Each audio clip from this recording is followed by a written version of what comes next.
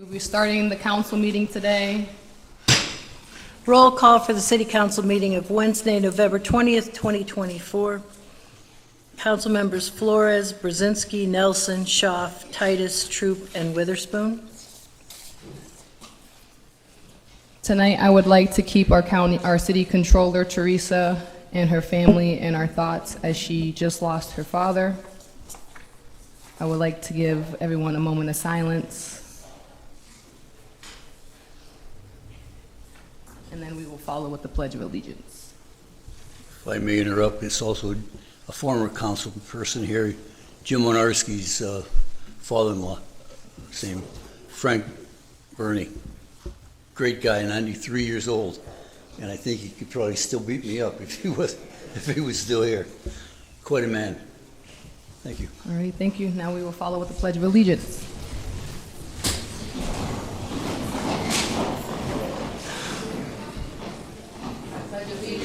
To the flag of the United States of America and to the republic for which it stands, one nation, under God, indivisible, with liberty and justice for all.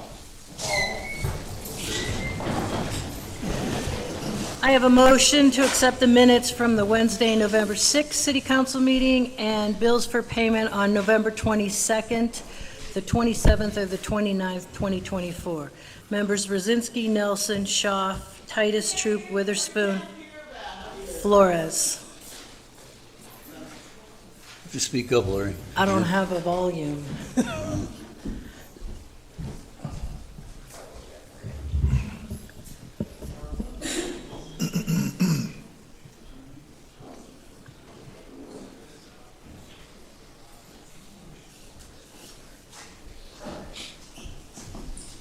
Are they turning it up? Thank you. All right, tonight we have planned for the director, Jackie Spry, to make a presentation. I don't see her in the audience. Is she here today? Maybe we could get started when she gets here. All right, so we'll move on. Is there anyone here to speak on a repository sale? Is there anyone here to speak on a repository sale? I'm hearing and seeing none. Is there anyone here to speak on a repository sale? Alrighty, we'll move on. I would ask the media to please line up on the left aisle facing the stage and citizens to line up on the right aisle to avoid confusion. I would like to ask that the public clearly state your name and the municipality. For the record, you have 5 minutes to be heard. And we will start with a presentation for speakers for safe and affordable housing is a human right, not an option. You may come forward.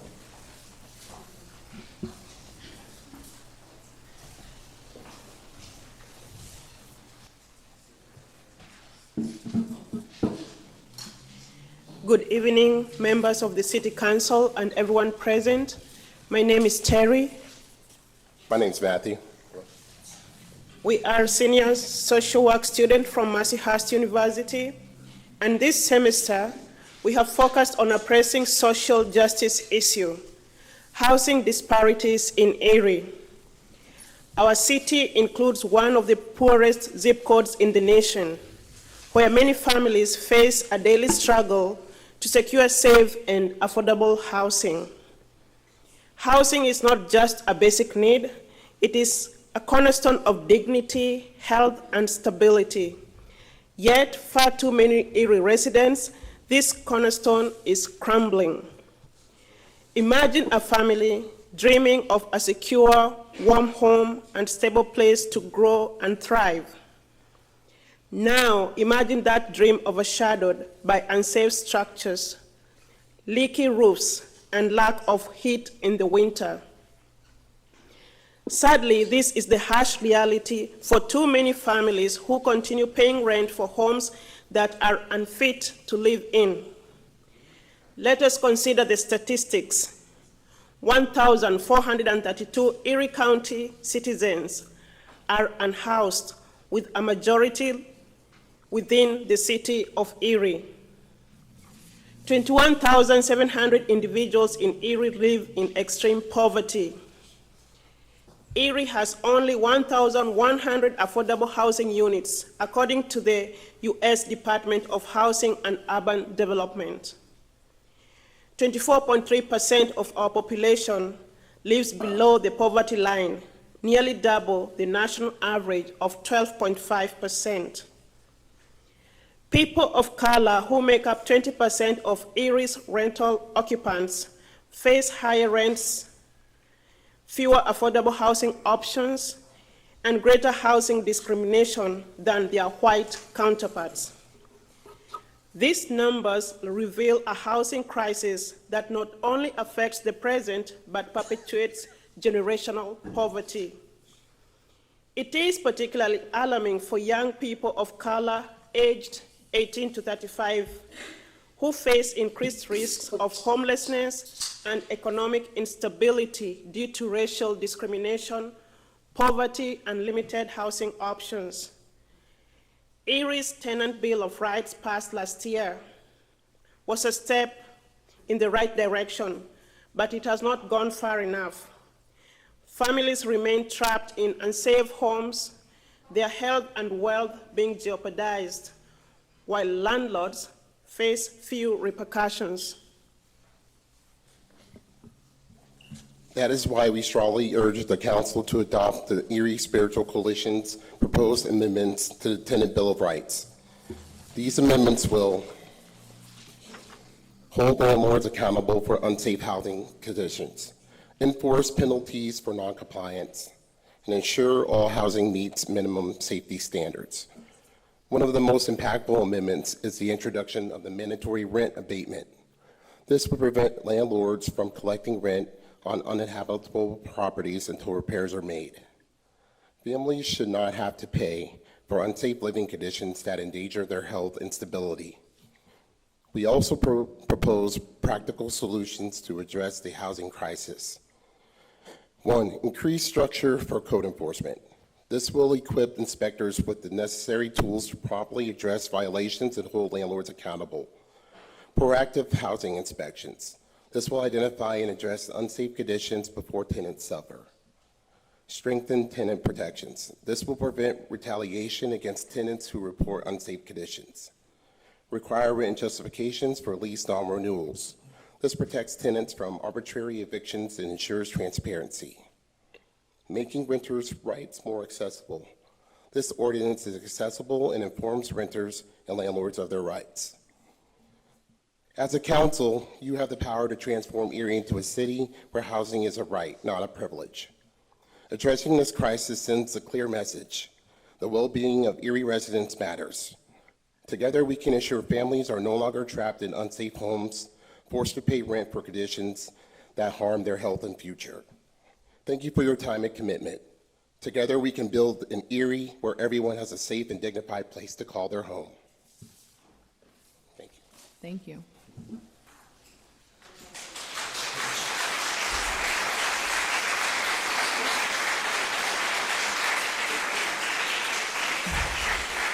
Hold on, Dave. We're going to take a pause and let Jackie do her presentation.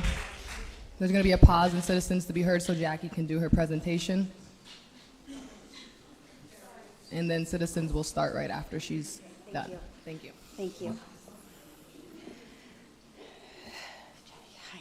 Good evening, Council. My name is Jackie Spry. I'm the Director of Planning and Neighborhood Resources for the City of Erie.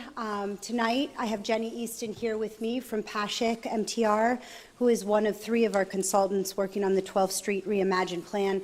I know that you received this plan just a few days ago, so I don't expect that you've read it yet. But Jenny's here to present the findings, recommendations, implementation strategies for the plan. And the intent is to have you ask questions to us afterwards, and then hopefully bring it back to the Planning Commission next month and to Council next month for full adoption. So with that, Jenny, thank you. Sure. Get your presentation up and running. Thank you, appreciate that. So tonight I'll provide a brief overview of the 12th Street Reimagined project, which developed on an expedited timeline earlier this year. Many of you have been involved at various stages of the process, and myself, the project team, the steering committee are deeply grateful for the time and the insight you shared, as well as your help spreading the word to community members and getting others involved. So we kicked the project off in February. The consultant team was led by WRA. They're a multidisciplinary engineering firm with traffic expertise, supported by my firm, Planning and Landscape Architects, Pashik MTR, and economic development experts at Fourth Economy. An expiring grant necessitated our 5-month project schedule, so we were conducting public and stakeholder engagement as we completed the background, market, and engineering research and field work. The project studied the West 12th Street corridor between the I-79 interchange and Walnut Street. That was identified as a core area within the comprehensive plan, Erie Refocused. It's a critical gateway to the city with the recent acquisition of closed industrial sites by the County Redevelopment Authority and some of the new developments proposed closer to downtown.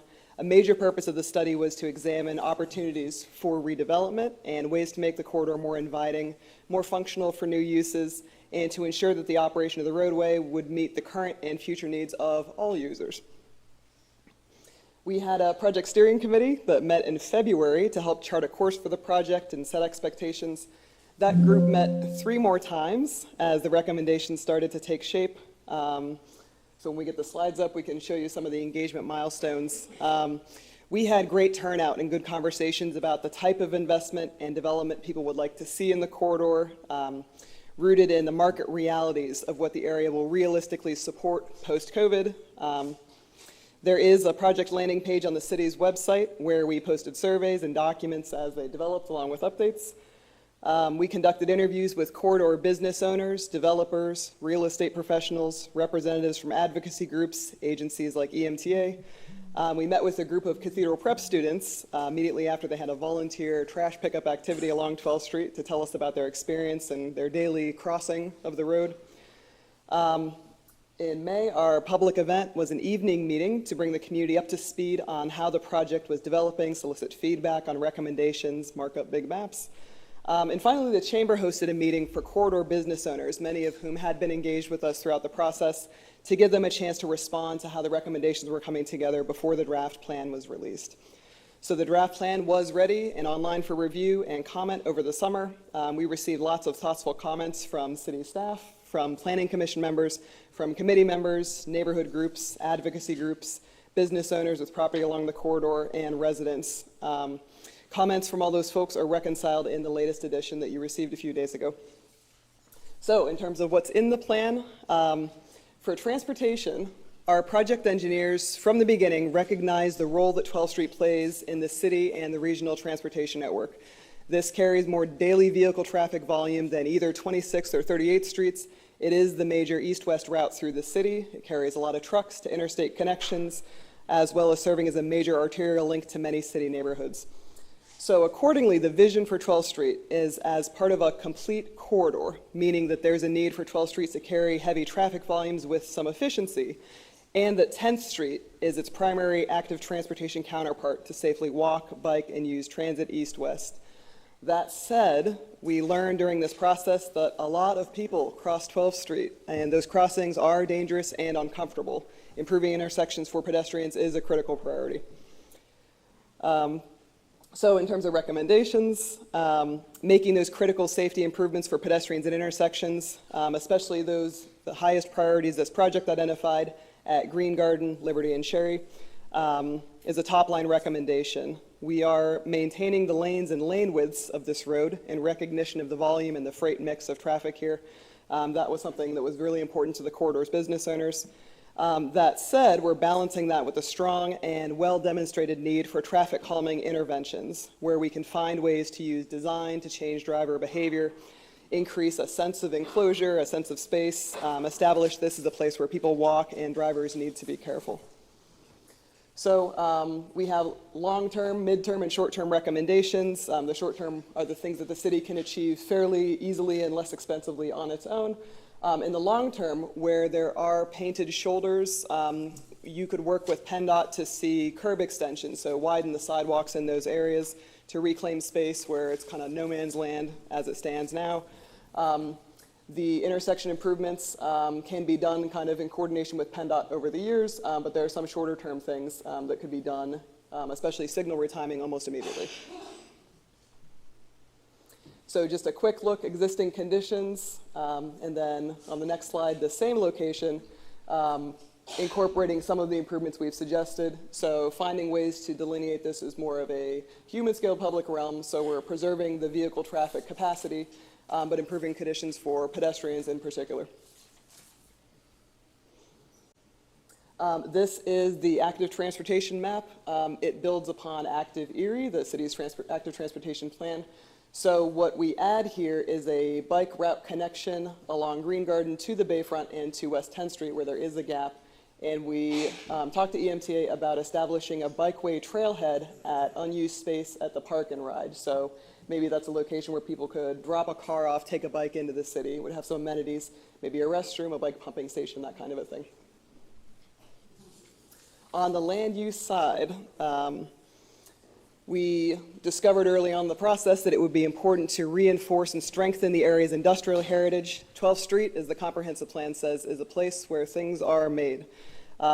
So to somebody driving down the corridor, it may look as though many of the large, older industrial buildings are empty, some are deteriorating. Most of these, almost all of these are active. Money is being generated here, people are coming to work every day and producing things. So our economics research revealed uses that will pencil out here, things that are market viable, that won't compete with downtown or other business districts, and would add value for those who work here, who invest here, as well as people who live in nearby neighborhoods. Some more specific zoning rules and design guidelines can help raise the standard of future redevelopment. So in particular, I don't want to have anybody's eyes glaze over with the zoning stuff, but these recommendations are in there. So we took a look at the existing code and identified some changes in overlay district, perhaps, that could help raise the standard for the district. In particular, we want to call out, preserve, enhance architectural features that are characteristic of the area's heritage, historic quality. So of course, not every building along the corridor contributes to that aesthetic. But we thought Ironworks Square was a really nice example of pulling forward, modernizing, but respecting the architectural contributing features that make the corridor special. So of course, the land use zoning regulations look to support business use in the corridor, not to be too overly punitive, so we'll hold businesses accountable to a standard for code enforcement and make sure that that's achieved. But also look for opportunities to work with business owners and incentivize upkeep and upgrade of their facilities. We looked at a couple key sites just briefly. If there's a location along this corridor, along our project study area, to create more of a pedestrian scale node, kind of a walkable area, that would be at Green Garden and 12th.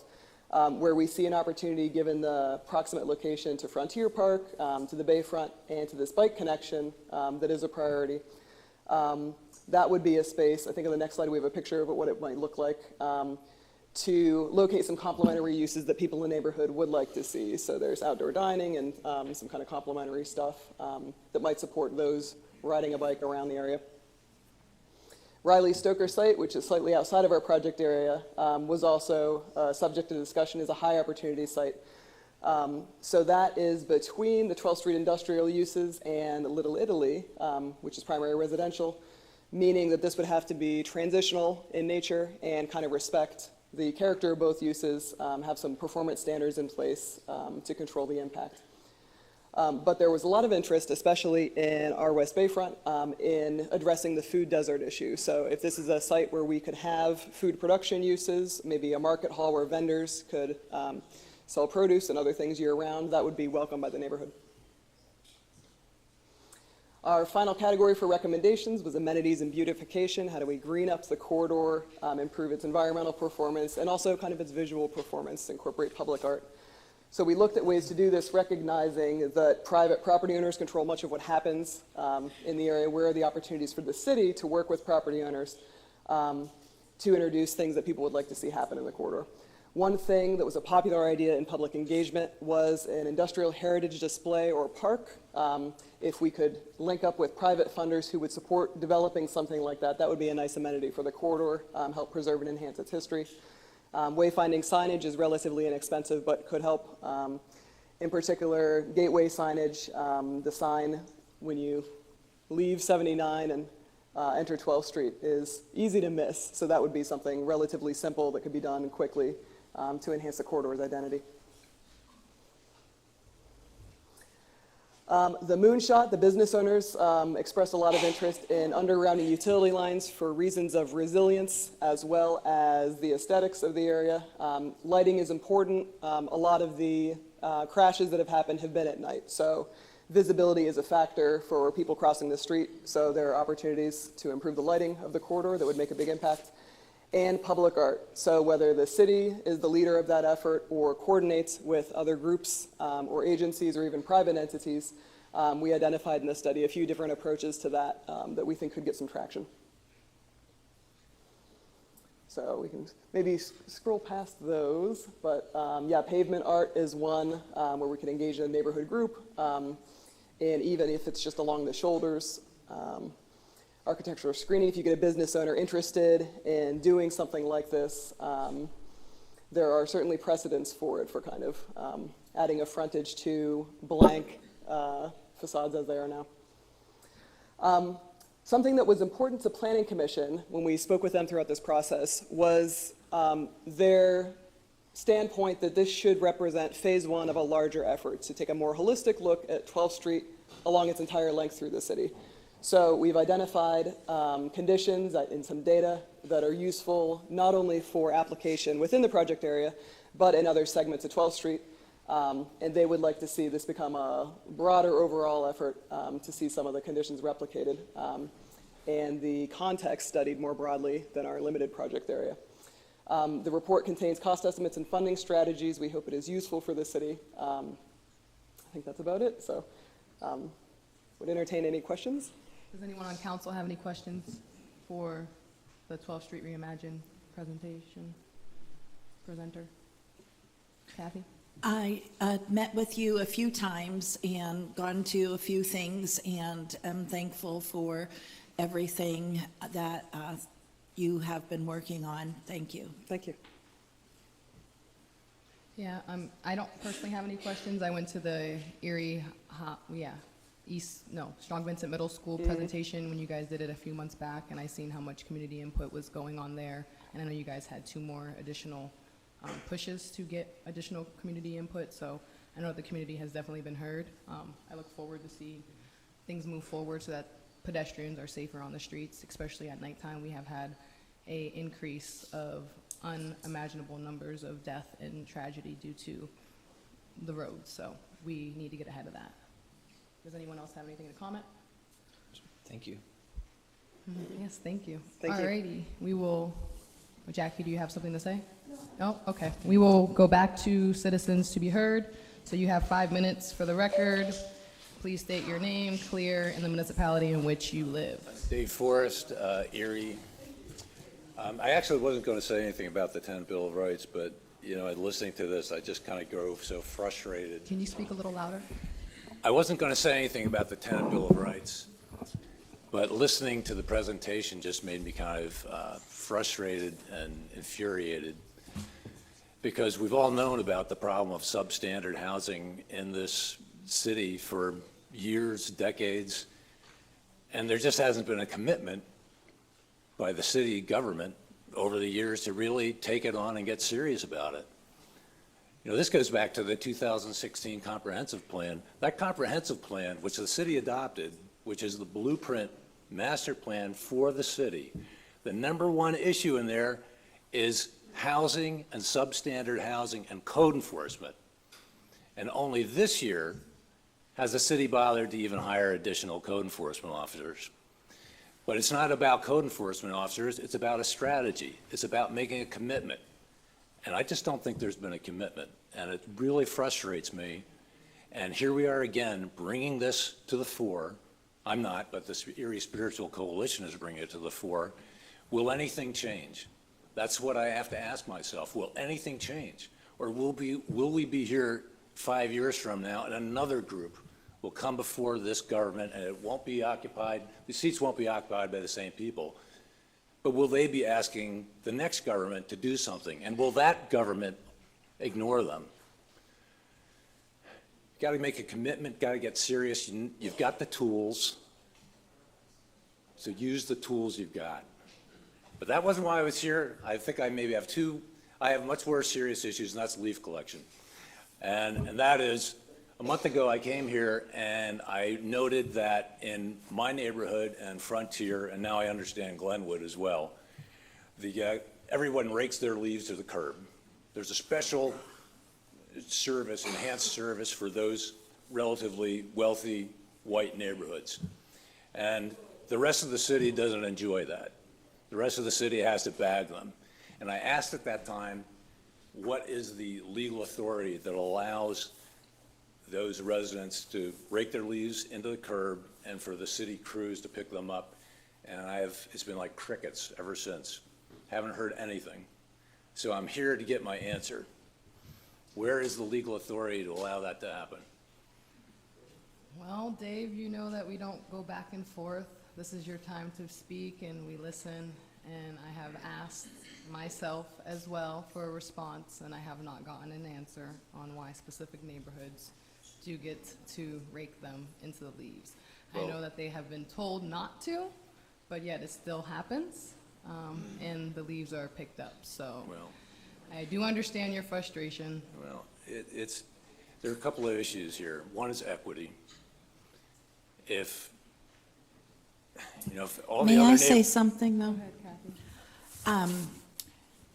In the early 2000s, I was working part-time at St. James Daycare, which is in a lower income area on Prospect Avenue. And Prospect Avenue at that time was loaded with trees everywhere, huge trees. And I witnessed firsthand, while I was at the daycare, there was a truck with big white hoses that sucked up the leaves in that Bird Drive area, Lower East Side. Thank you. Okay. Well, now we have a law that requires the leaves to be containerized, not just in some neighborhoods, but in every neighborhood. But evidently, there's a carve-out for Glenwood and Frontier, and that's just not fair, but it's also illegal. Everybody up here has taken an oath to uphold the laws. I think you should do it. And frankly, I know I've gone over my time, and I appreciate you giving me more time. It's really unacceptable not to get an answer to a straightforward question. I pay taxes, all these folks pay taxes. They would like their government to give them a straightforward answer to a straightforward question. And I'll be back next month, I guess, for my silent treatment. Thank you. Thank you, Dave.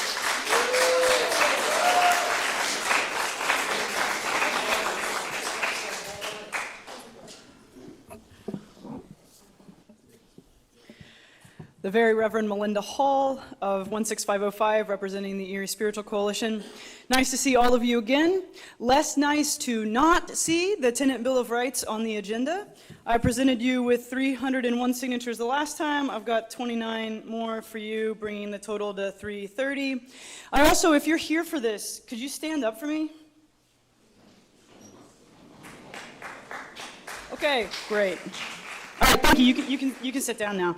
So I'm just a little confounded as to why it's not on the agenda. As mentioned, we did do our homework. The Tenant Bill of Rights was vetted by a legitimate housing attorney with whom you have had work done also. So I understand your solicitor should review it, but I'm at a loss for unsure why the pace should be as slow as it is. If there's a lack of certainty as to why this is needed to be passed as an ordinance, I'm happy to help clarify that. Once again, they are all existing laws, but they exist at the federal, the state, and the local level, making it extremely difficult for the average person to pursue finding them in multiple locations.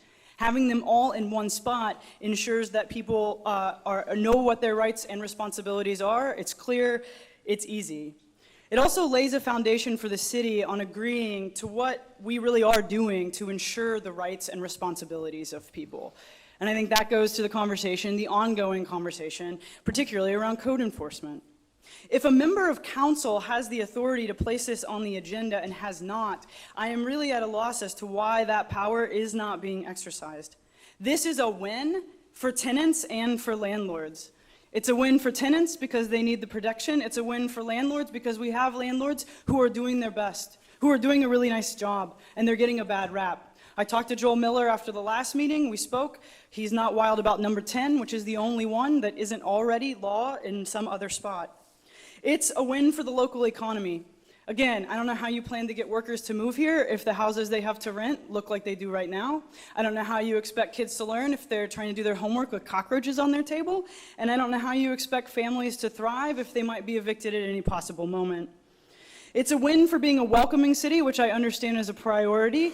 But if you've seen the homes in which a lot of our new Americans or refugees live in, it's a little bit unconscionable. I have folks from the cathedral. I know folks from my own personal community who've dug fecal matter out of ovens to move people in. So this is a win for Erie because housing matters. We're at least in 2019 a 48% renter city. It matters. And if that's not enough, it matters just for the sake of humanity, for the sake of people's common dignity, to do the right thing to help our whole city and everybody in it flourish. I trust you to take this seriously. Just as a reminder, I've presented you with the signatures. We've talked to people in every zip code. If you're here, if you'd like to stand up just one more time, just as a reminder of my friends from across the city, from every zip code, multiple education levels, multiple races, we'd ask you to hear our voices. And so we ask you to pass this as an ordinance. Thank you very much. Thank you.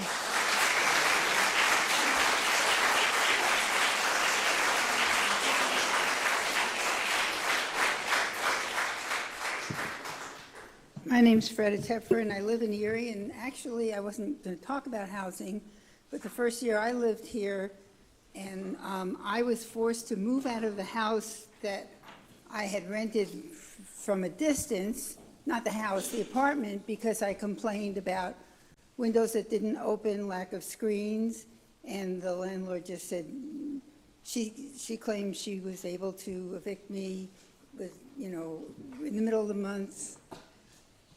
So yeah, we need more protection. People should be, and nobody mentioned mold, but that's another big issue. I do have a question about number 9 under new business. I'm just a little concerned why we're giving more money. I was here last year, I think it was, when they turned the grant into a forgivable loan, and now we're giving more money, and there's no parks plan. There's going to be a parks plan, but we're putting all this money into somebody's recreation-related facility, and we don't have our parks plan, but we're taking a huge amount of money out of the parks budget, so I'm kind of confused about that. As you would expect, I'm also here to talk about accessibility. When the curb ramps went in on 22nd and Haybarger, all 4 corners were torn up at once. And it was like that for over a month, I think 6 weeks actually. And when I talked to the guy inspecting the contract in engineering, he said that's what all the contracts were saying, that they were not required to do it differently. And I shared with him information from the MUTCD, from the PROAG, from ADA, and other similar things, and document 213, which is what PennDOT uses on construction and pedestrians. And hopefully, there will be no more contracts allowing curb ramps to encumber all four corners at once. He said it was better to only impact the corner once, but that's fine for traffic, but not for pedestrians. It left no options to pedestrians. Railroad underpasses still at Cherry, Liberty, Ash, Parade, and I think there's one more on the east side. It's so poor, there's little or no light where the pedestrians are walking. It's wet, it's disgusting, it's not safe. You know, the Safe Streets for All also has to do with how safe is the sidewalk you have to walk on so that you're willing to take a reasonable route like Cherry or Liberty. So I don't know how many times I've complained about that. There needs to be lighting. And Mel, whatever you can do to make Penelec or the railroad or whatever, but there ought to be lighting under there. I know you're a Can't address wizard when it individual comes to members of lighting. council.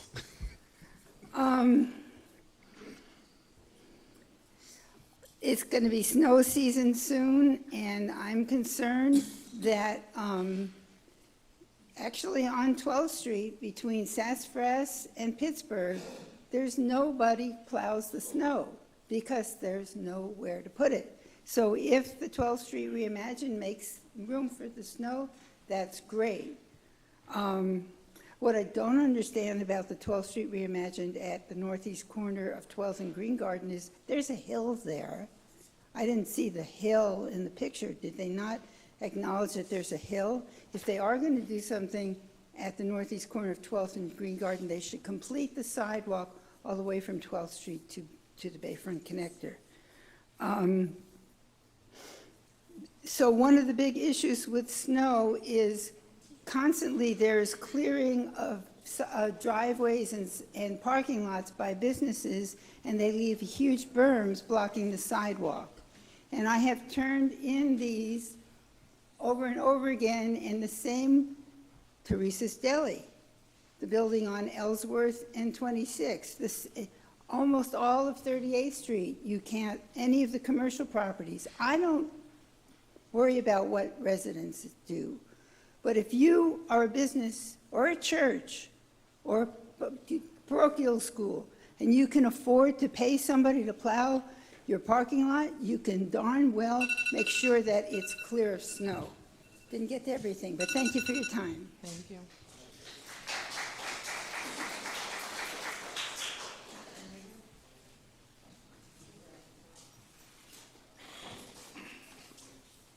Abdullah Washington, City of Erie, Pennsylvania. I'd like to start with a quote from Warren can pull Buffett. that up. Everybody, Pull the mic up. oh, very good. Yeah, there you go. Everybody knows who Warren Buffett is, right? I'd just like to start with a quote from him. When the tide is low, you can see who is naked. When the ARP money became available between the county and city of Erie, it was almost $200 million. So when it comes to the poor, why must it always be either or? Why is it never both and? How many here, by a show of hands, knows that Puerto Ricans are American citizens? Not bad. Who will be in charge of deciding in America who stays and who must go? And how long will we be slaves to the politics of fear? And where are the poor supposed to live? Erie government is responsible for civic outcomes affecting both the citizens of the city and the county of Erie.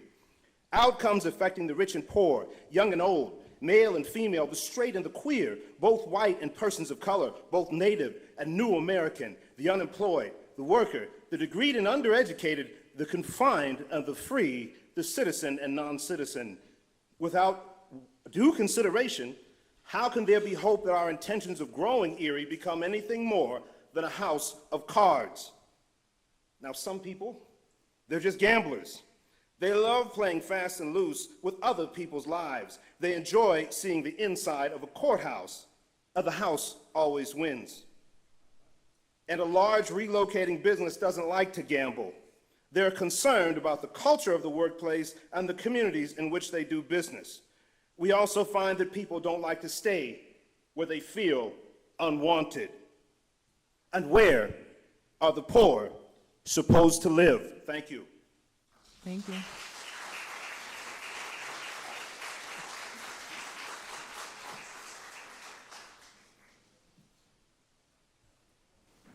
Hi, I'm going to make this pretty short. Please and state sweet. your name and the My- municipality in which you live. You get 5 minutes. I am getting to that. My name is Shelley Carson. I live in the city of Erie. I live in Glenwood. Hi, Ed. Anyway, I wanted to say good evening to Mayor Schember, to City Council, and to you, Madam President of the Council.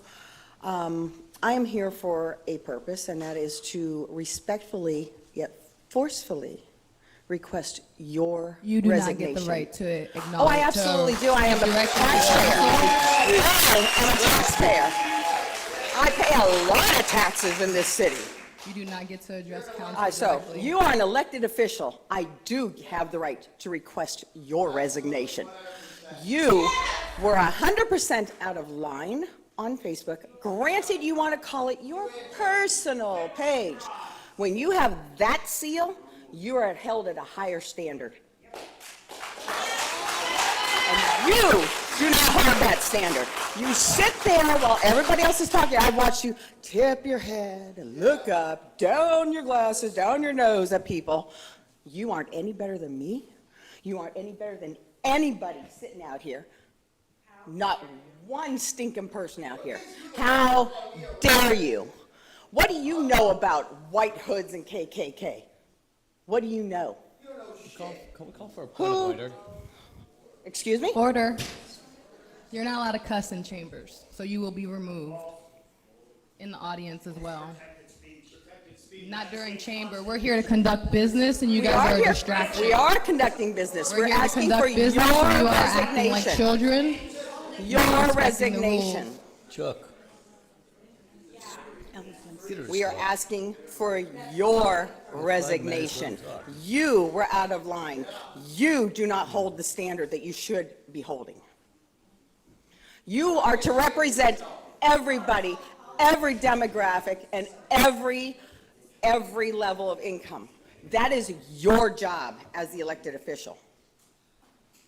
I asked the city council, you ask her to resign. You take her out of the position she has. She has fouled the entire council by her opinion and her remarks. Thank you. Have a good night. Thank you. Have a great night.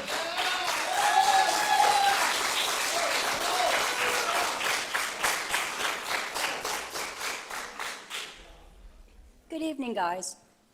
For those of you that have not had the pleasure of working with me or knowing me, my name's Kimberly Hunter. I live in Little Italy over on West 20th Street.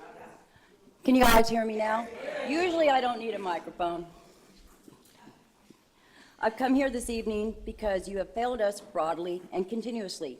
You have complete control, and yet your policies continuously are failing the taxpayer citizens of Erie. Your expenses keep exploding due to inflation with no new sources of revenue to compensate, except to take money from those of us who actually own a home and property. And yet you cannot give us, the taxpayers, the simple things that we continually ask you for. We want clean and safe streets. We want new infrastructure to bring in new businesses for new, good-paying jobs. We don't want our kids to grow up here and have to move to another state to get a good job. And most of all, we want you to listen to us. Your new budget clearly doesn't address any of these new issues. It's a word salad.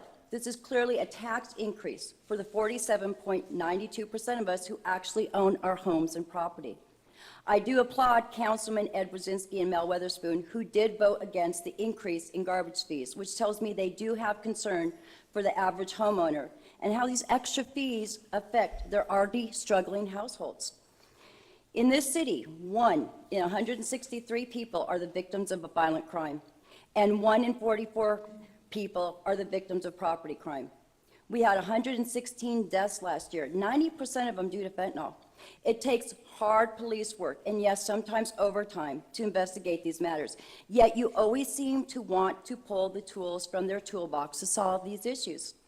The citizens of Erie, we love our police, and we want to see them out on the streets patrolling.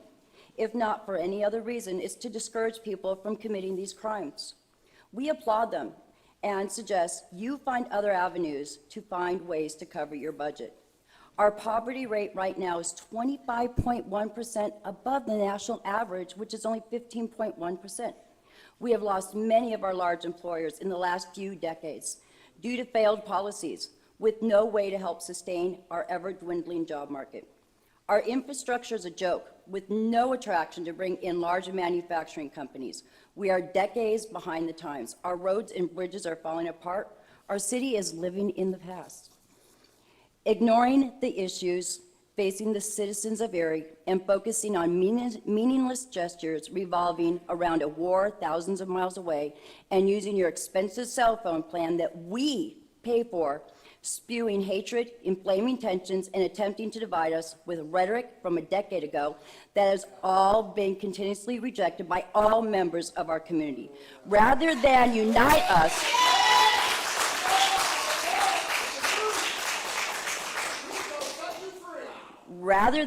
us, all you can try to do is distract us from your incredible and consistent failing track record of total failure. When will you start to do your actual job? The policies you have in place have been failing us for 5 decades, but it's not too late. We all need to work together. If we all work together, we can make Erie great again. Thank you. Have a good night.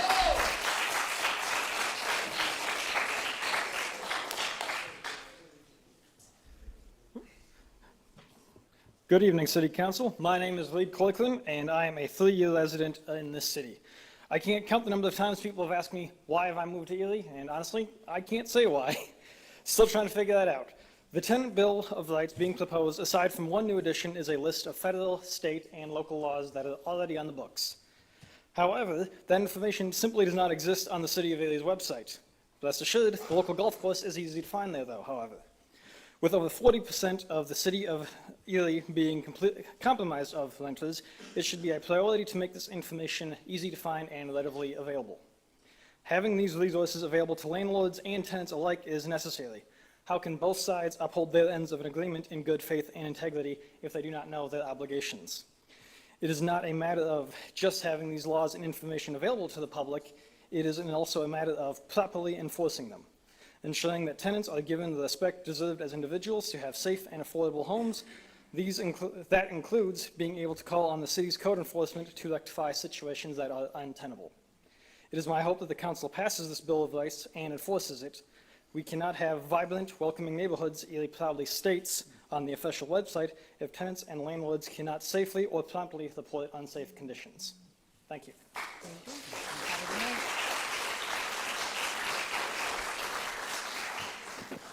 I'm Tim Ulanis. I'm a resident of the city of Erie, and I'm speaking to demand that City Council move to consider the Tenant Bill of Rights proposed by the Erie Spiritual Coalition.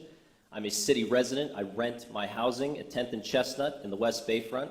Before that, I lived in a neglected rental down the street at 623 Cherry Street, owned by Kevin Hederman Properties and managed by a company called Western Pennsylvania Real Estate Property Management. I had water pouring in the ceiling, pipes not working, mold growing on the walls, water damage in the walls, gaping holes in the walls from unfinished plumbing work, dead animals in the attic, and routine HVAC issues that I submitted to an online maintenance request form that was either ignored or marked finished in their system every time I did. My calls went unanswered and my emails bounced back constantly. The only time I ever heard from someone was when they tried to tell me I had to pay for plumbing repair when a tree branch grew through the stack. The only reason I knew a tree branch was what caused the backup was because I reached out to the plumbing company in an attempt to see if the problem was actually caused by me, which of course it wasn't, and I refused to pay. Needless to say, my experience there ended very poorly. However, I consider myself to be privileged when it comes to navigating these issues. I worked in a tenants' rights advocacy and managed low-income rental properties at a housing nonprofit in Youngstown, Ohio before moving to Erie. I was well-versed in asserting my rights as a tenant and fighting back against exploitative and neglectful practices. I was able to exit that situation by threatening legal action from a friend of mine that is an attorney. but I'm willing to guess that very few of the other 45,000 plus renters in the city of Erie have a comparable background or knowledge in their rights as a tenant, or easy access to someone that can help them navigate legally asserting those rights. That's why it's so important to consider the Tenants' Bill of Rights. If you are a good landlord, then you shouldn't worry about anything that is proposed. The only people who have any problem with the Bill of Rights as proposed are landlords that profit off of our city through exploitative, neglectful, or discriminatory practices and leech money and resources out of our neighborhoods like parasites, destroying lives in the process. Housing is a basic human need. Making sure our residents have safe, clean, affordable, and fair access to rented housing does more than just make us feel warm and fuzzy inside. It sets our children up for success in school. It adds security and peace of mind to be able to plan financially for the future. It lessens the strain on our healthcare systems if people's homes aren't making them sick. And it lessens the strain on our social service sector by making sure people don't experience homelessness. There are so many more community-wide benefits to having safe and healthy rentals in the city. This is not only the right thing to do, but sets individuals up for success and has far-reaching benefits for the local economy in the long term. Beyond all that, though, these are people's lives. It's time to stop talking about rental housing stock as an investment or extra income, or as something I can gift to my kid so they can start making extra income or whatever, and start considering it for what it actually is: the responsibility to provide someone with the basic human need of shelter. If you are a landlord, you are responsible for someone's shelter, their safety, and their quality of life. The work we did in Youngstown aimed to not only change people's material conditions, but to change the way we speak about and understand housing as a pillar of a strong community and economy. One thing that we all have a responsibility in protecting and preserving: both the renters and good landlords. Bad landlords are a threat to both and our economic well-being as a community and our lives. You all have a responsibility to deliver on legislation that will improve the quality of life for city residents, and I think a whopping half of the city residents that rent their housing are more important to consider protecting than a handful of wealthy property owners that more often than not do not live in the city, and therefore, more importantly for you all, don't vote. Please consider this item on the agenda and consider how delivering on policy objectives like this bode well for the future of your party if it ever hopes to win back the middle class from the vice grip of the false promises of fascism. This is obviously only the first step, and I hope adopting this will also lead to a complete overhaul of code enforcement and an increase in the city's ability to go after illegal, neglective, exploitative, and discriminatory landlords. Thank you. Thank you. Have a good night.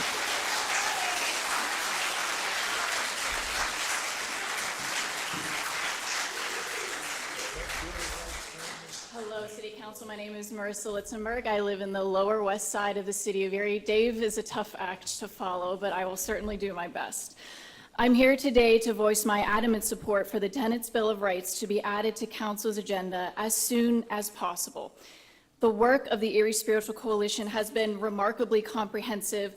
The Tenants' Bill of Rights is a tangible first step to furthering the living conditions and rental landscapes for the renters of the city of Erie, which Dave just pointed out is half the city's population, thus half of the voting base. I'm a process-oriented person, so I went out and I found a process from the U.S. Government Accountability Office when we look at evidence-based policymaking. The first 3 steps are to define goals, identify strategies and resources, and assess the environment. Melinda and her coworkers at the Erie Spiritual Coalition have talked to neighborhood revitalization organizations, faith-based programs and organizations, you, City Council, and many staff in the mayor's offices who have heard harrowing stories of the power imbalance between renters and landlords. ESC has met with those groups who have programming and renters to hear their story and perspectives. They have put together presentations that contain both anecdotal evidence and statistics around renter experience. They have collected laws from the federal, state, and local level. They have determined what laws exist and aren't enforced and have identified gaps in those laws. They have defined goals, identified strategies and resources, and assessed the environment. This is step 1. Step 2 is to assess the sufficiency of existing evidence, identify and prioritize evidence and needs, and generate new evidence. They've collected data points that help tell the story of a renter's experience in the city. They have identified the current laws that are on the books, have identified the barriers to those laws being enforced, and have identified mechanisms at City Hall that need support to ensure that renters have access to the protections that are and should be afforded to them. The Tenants' Bill of Rights is an example of presenting an informed first step in building evidence. The last leg from the office is to use evidence-based learning, apply learning to decision-making, and communicate learning and results. This is using the evidence, and this is where I believe Council is currently at. By putting the bill on the agenda to consider, Council is doing their portion of responsible policymaking by considering an option that is well-informed, vetted, and supported by members of the public. The renter landscape is not a new issue to Council or anyone in this room. By considering the Bill of Rights, I believe that Council would be signaling their support into continuing to balance the scales of the renter-landlord relationships and telling renters in the City of Erie that their concerns and hardships are heard, validated, and are actively being worked to be addressed. The bill is a critical first step in doing that, and you would be signaling your support in that. Thank you so much. Thank you. Have a good night.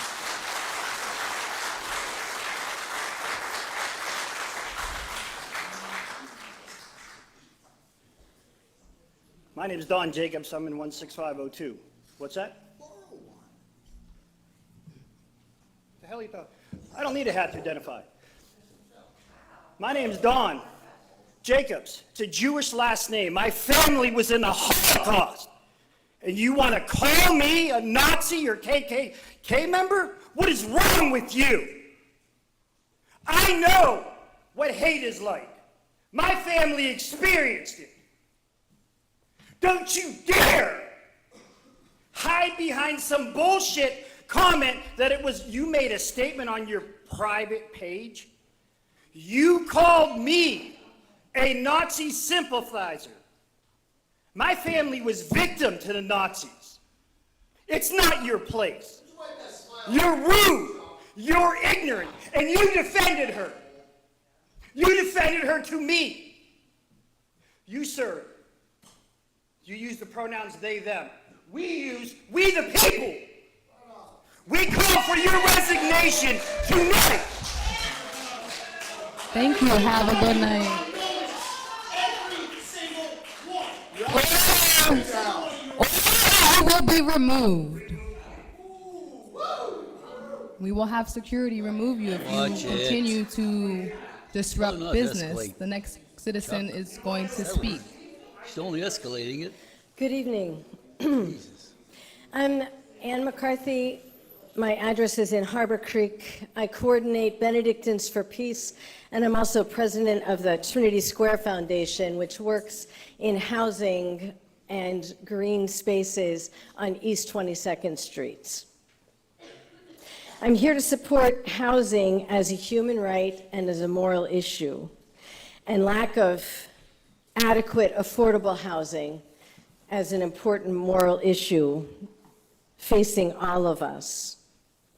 And the Renters' Bill of Rights is one contribution to solving Erie's housing crisis.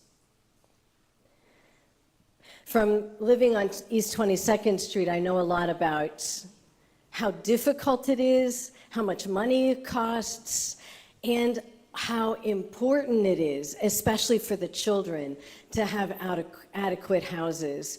We took a number of houses in code violation and did the work, as many people have done, of trying to improve one block. We all need to work together on this, and we're all working together on this, but we have a next step to go, and it's really important. It's the Renters' Bill of Rights.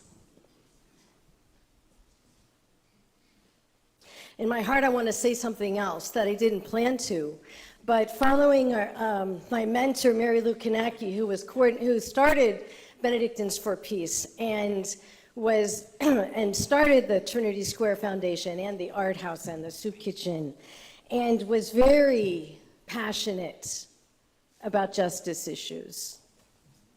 She was an incredible debater. If you ever needed to debate Mary Lou Kanacki, you were in trouble because she was going to win.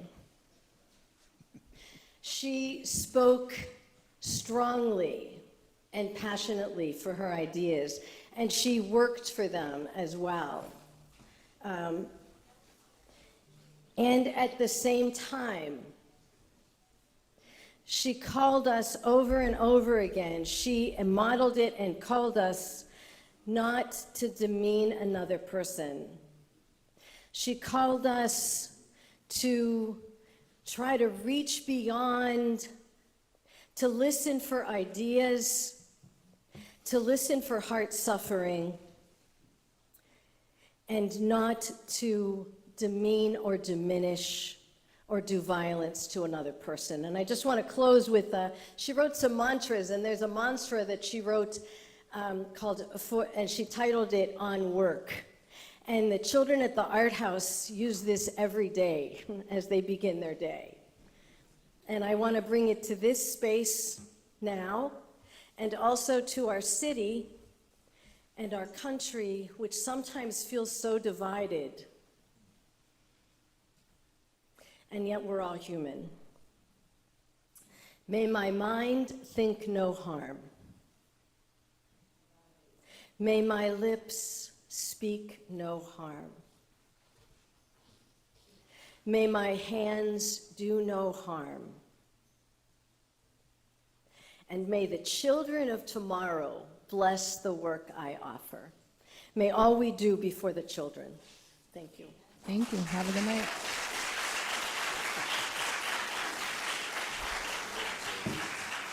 Hi there, my name's Danielle Nolan. I'm from Lake City, 16423. This is my first time here. Thank you for bringing me out tonight.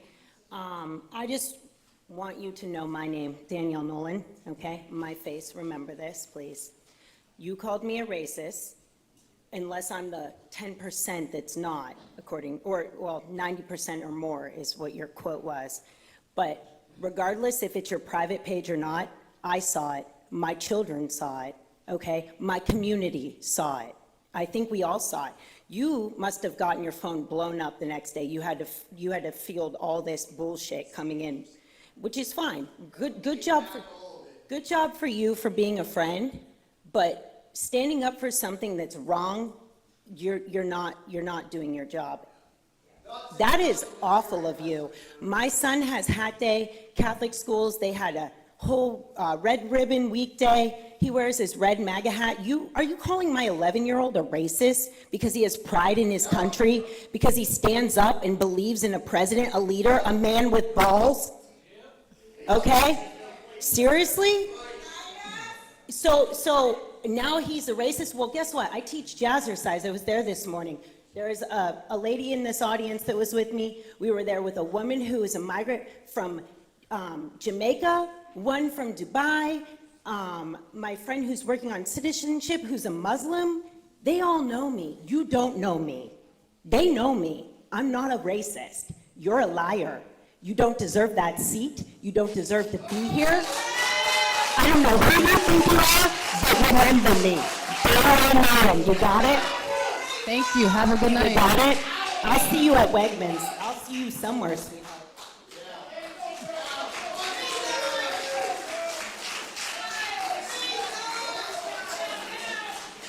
Order, the next citizen will be coming forward to speak.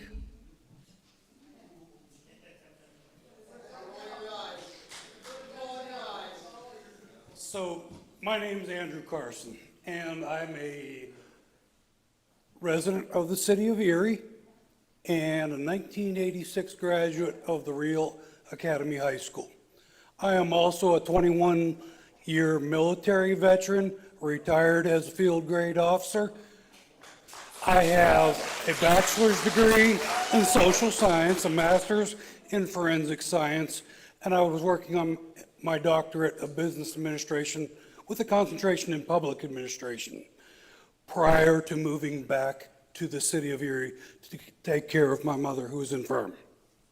The reason I'm here tonight is not only to show my support for my fellow Red Hats, who I know are not racist. In the Army, let me tell you, we were all green. And your friend here who served in the Marine Corps will tell you the same thing. We may have been different shades of green, but we were all green. And it was about mission accomplishment. It was about getting the job done, being part of a team. And what I see going on in the city of Erie right now It's actually disgusting to me. This place, when I left here, there were more than 12, 14, 18 high schools in the city of Erie. We had East High, we had Academy, we had Tech, we had St. Vincent, we had Mercyhurst, we had Cathedral Prep, I can go on and on and on, okay? But the point is this. For all this talk about the current housing situation, this city has lost over 50% of its population in the last 40 years. And why is that? Rather than spending your money on studies of beautifying 12th Street, why don't you look at why businesses are no longer making their home here in Erie? Spend your money on empirical data, on studies, scientific studies that actually include the raw numbers. How many cars go down West 12th Street every day? How many pedestrians use that area? How many housing areas are you going to affect by spending millions and millions of taxpayer dollars on those pet projects? I'm just asking you to think about it. If we have a housing problem, why? When we have half the number of people living in this city. Thank you for your time. Thank you. Have a good night.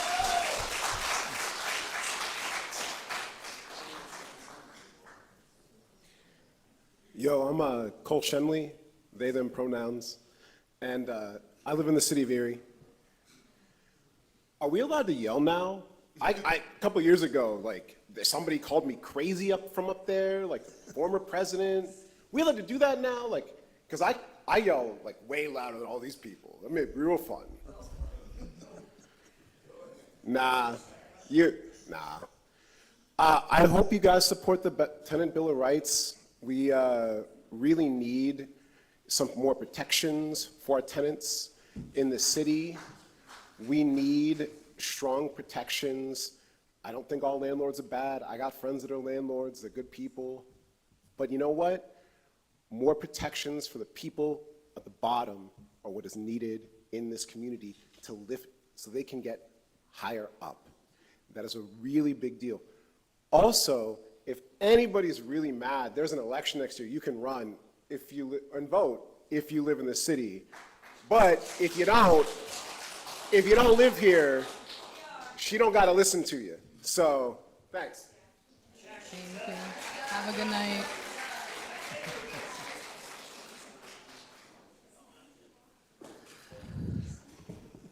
Good evening, City Council. I'm Marty Wachuka, a resident of Erie. I'm going to open up with a quote from Toni Morrison. The very serious function of racism is distraction. It keeps you from doing your work. It keeps you explaining over and over again your reason for being. Somebody says you have no language and you spend 20 years proving that you do. Somebody says your head isn't shaped properly, so you have scientists working on the fact that it is. Somebody says you have no art, so you dredge that up. Somebody says you have no kingdoms, so you dredge that up. None of this is necessary. There will always be one more thing. I open with this quote because tonight I intended to come and support the Erie Spiritual Coalition as a fellow organizer. I, as an organizer, and many people in the community have been hearing for years the experiences of renters and even homeowners struggling to upkeep their properties, dealing with sewage coming down their ceilings, bugs in their properties, disrespect from landlords. And instead of us focusing on that issue tonight, we're focusing on rhetoric over who's racist or not. I stand here with my nerves racked as a young Black woman in this city over people who are not of color telling another woman of color what she can and can't call racist. When I'm sitting here, and I'm not calling you racist. We have a speaker. I'm not calling you racist, but it's a hard argument to make when Stephen Miller, a white supremacist, has been elected or nominated to that position.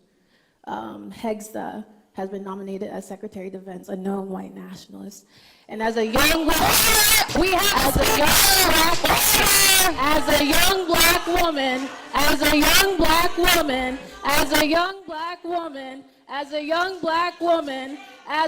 black woman, in this city, it is extremely upsetting to hear this rhetoric and this angry targeted at a young Latina woman. And that's not even what I'm here to talk about. Like I said, racism is meant to distract from the issues, and instead of focusing on the issue of housing discrimination, housing disrepair, housing abuse, instead, what connects us to each other, the suffering of working class people, instead you are attacking people like myself, people up here. And I just want to say it's disgusting and abhorrent. And I have the right, she has the right, we all have freedom of speech, at least for now,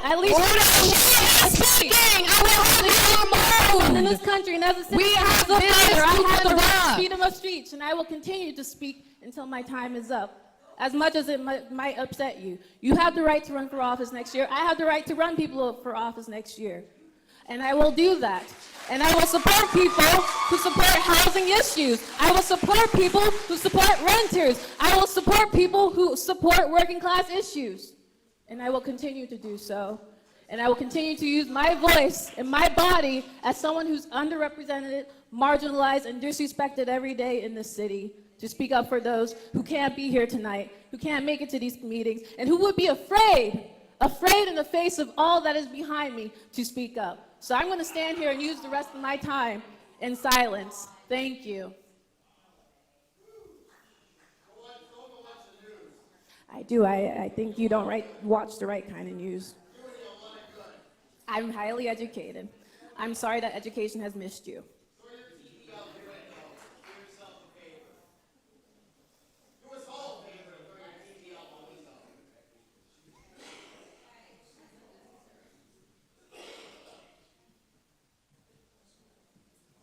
Please support the Erie Tenant Bills of Rights. It is more than necessary. It's long overdue. And we will work to unelect anyone who doesn't support it.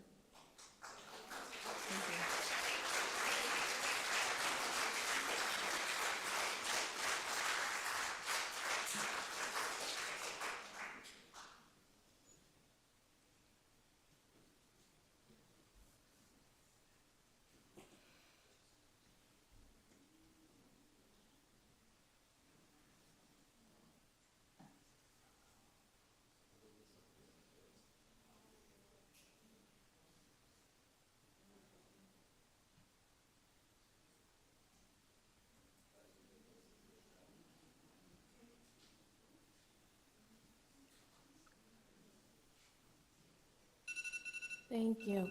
Thank you. Have a good night.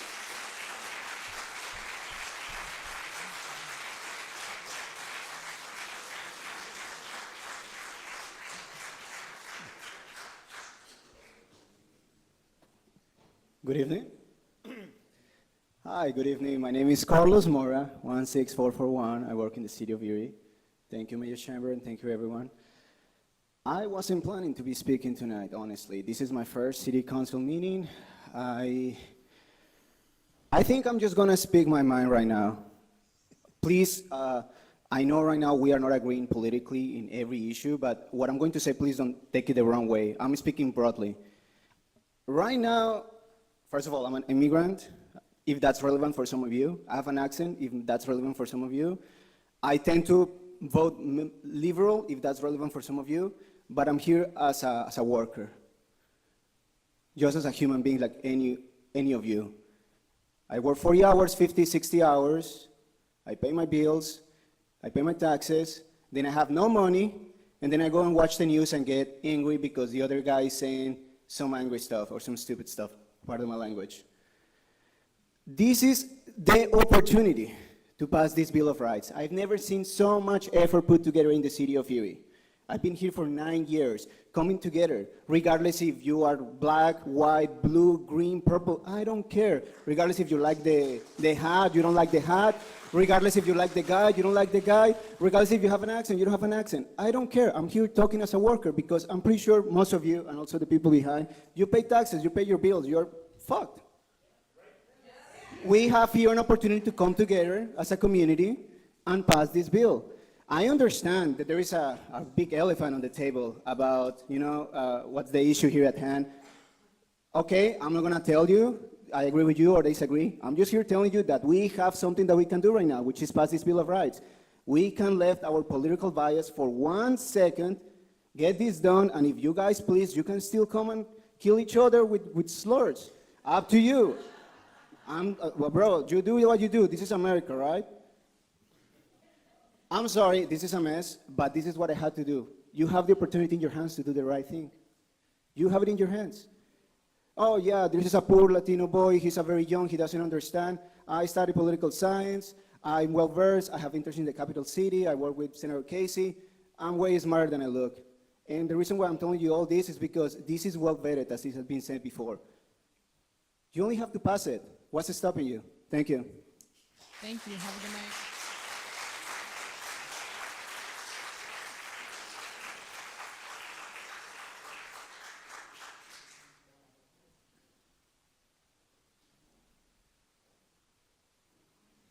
Good evening.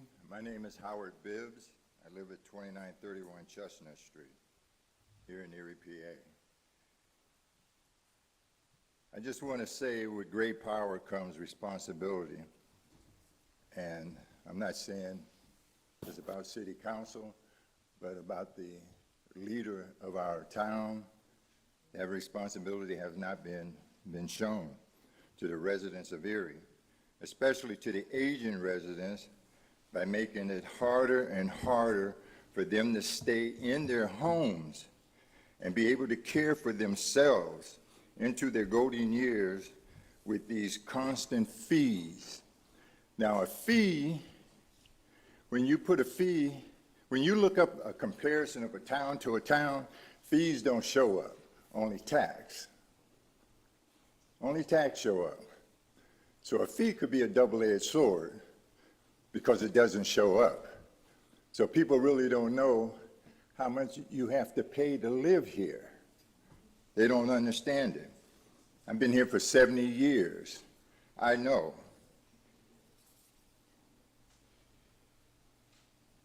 These fees are not valid. Everyone must give an account of what they are doing and held accountable. According to the authority operation of the power of authority for the Municipal Authority Act, it says the Municipality Authorities Act specifies the rights and powers of the authority and vests them in the authority board. It's not invested into city council. It's not invested to anybody on the 5th floor. It's invested into the Water Department Board. And that's where things are going wrong here. The board exercises these powers through its officers, employees, and consultants. They include the following powers, and it lists the number of powers that are included in there. So one thing that we have to realize, and I think everybody behind me needs to realize, if you came here because you compared something on a computer, the computer is wrong because the information is wrong. You will not see fees in the computer. You're only going to see taxes. So you don't know the fees unless you live here. At the moment, there is one to be held accountable, and you are not transparent and do not have the power to force the residents of Erie to pay fees, which, with the fear of having their property assessed with liens, created the problems of where payments of garbage and sewer. One person created that. Because when you look at your bill, the bill says garbage, sewer, but when you go down to the remit section, it says remit to water. So now we're dealing with 2 more people to do accounting, where accounting is not even necessary. You pay $25,000 twice for 2 more people to do something, and what they're doing, I don't even have a faintest idea. What is needed at this time is an audit of the water department.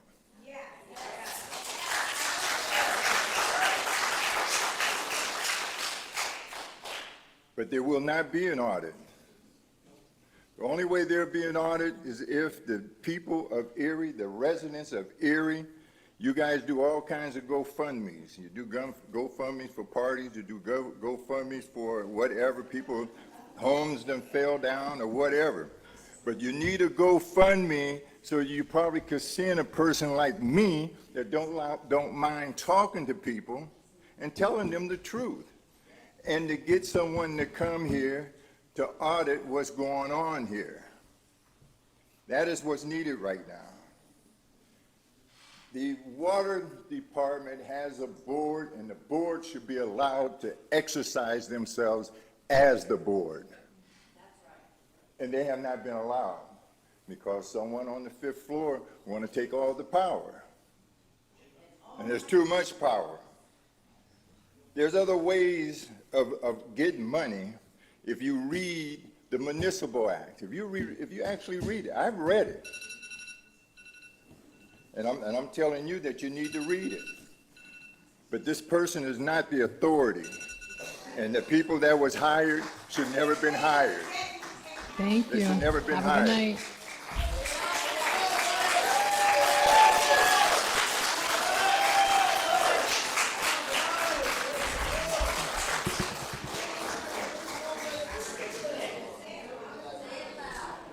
Madam President, the audits are available through eriewater.org. You can get those if you have interest. Seems like a lot of people are interested in that. That information is publicly available. Thank you. Do we have any other citizens who would like to be heard?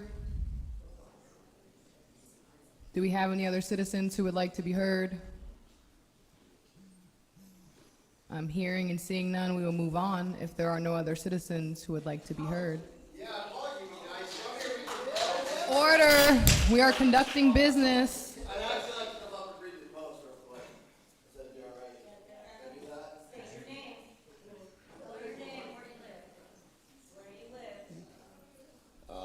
My name is Ryan. I live in Lake City.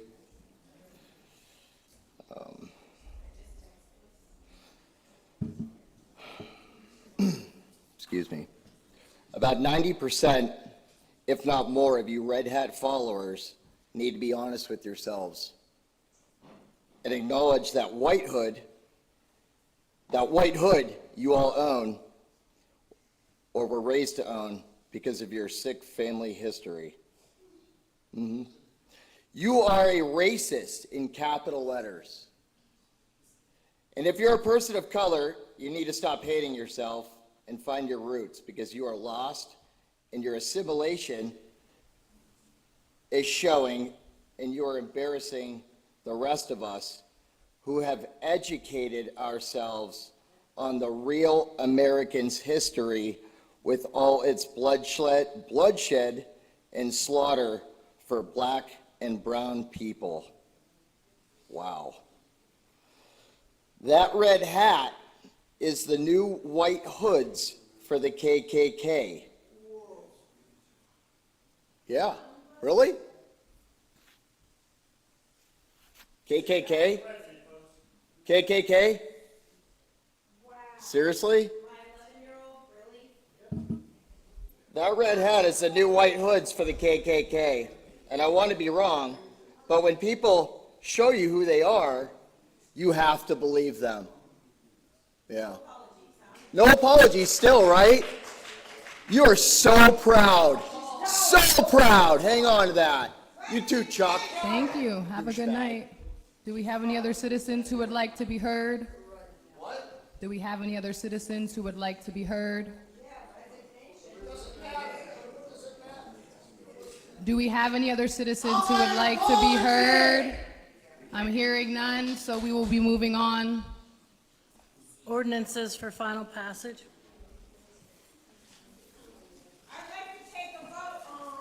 Council file number 16. We are conducting business, so if you cannot conduct business, we will ask you to leave or have you removed.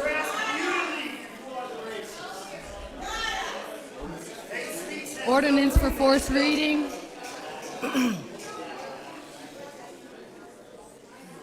Ordinances for final passage. Council file number 16-476, pending official file ordinance 62, 2024. We can't hear a thing anyway.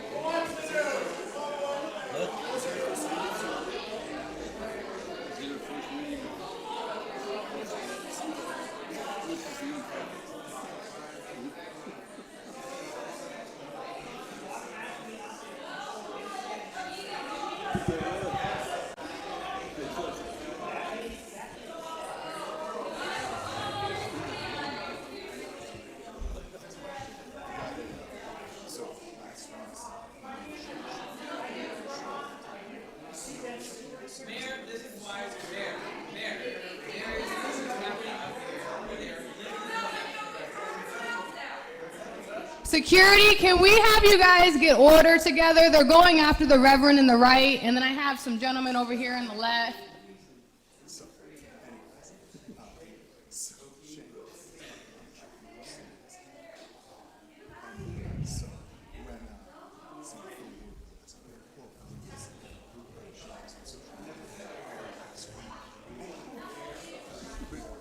Okay, how about now? Can I talk now? Go for it. Ordinances for final passage. Council file number 16-476, official ordinance 62, 2024. An ordinance appropriating the sum of $373,000 from unappropriated and anticipated revenue and providing for the expenditure thereof. This is for the Cops, Police, Technology, and Equipment Command Vehicle. Sponsored by Councilmember Witherspoon, seconded by Councilmember Schaaf. The council file number 16-476, having been read, is hereby adopted, finally passed by City Council. Members Brzezinski, Nelson, Schaaf, Titus, Troop, Witherspoon, Flores. City Council pass official file ordinance 62, 2024 by yeas 7, nays 0. Council file number 16-477, official ordinance 63, 2024, an ordinance appropriating the sum of $32,791 from unappropriated and anticipated revenue and providing for the expenditure thereof.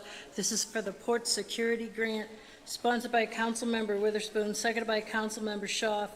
The Council File Ordinance Bill number 16-477, and now known as Official File Ordinance 63, 2024, be finally passed by City Council. Members Brzezinski, Nelson, Schaaf, Titus, Troop, Witherspoon, Flores.